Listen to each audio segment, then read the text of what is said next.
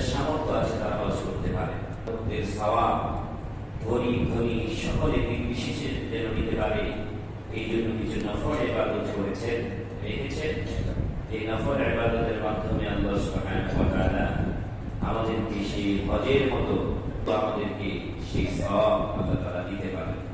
সেই নফল ইবাদত আছে, যেমন আমরা ফজরের সালাতের পরে কেউ যদি বসে থাকে আর সূর্য ওঠার পরে যদি 2 রাকাত সালাত আদায় করে, যাকে সালাতুল ইশরাক বলা হয়, এটা নফল। এই 2 রাকাত সালাতের মাধ্যমে আল্লাহ সুবহানাহু ওয়া তাআলা নফল বান্দাকে একটা কবুল হজ এবং উমরার সওয়াব দিয়ে দেন। তাহলে একটা গরিব মানুষও সে হজের সওয়াব পেতে পারে।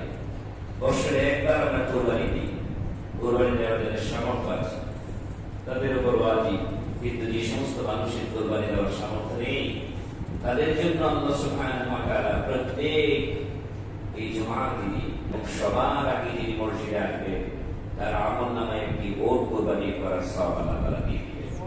এভাবে আছে গরু কোরবানির কথা, ছাগল কোরবানির কথা। এইভাবে করে জুমার দিনে গরিব মানুষের জন্য ফরজ ইবাদতের যে সওয়াব নফল ইবাদতের মাধ্যমে আল্লাহ তাআলা এগুলি দিয়ে দিচ্ছেন।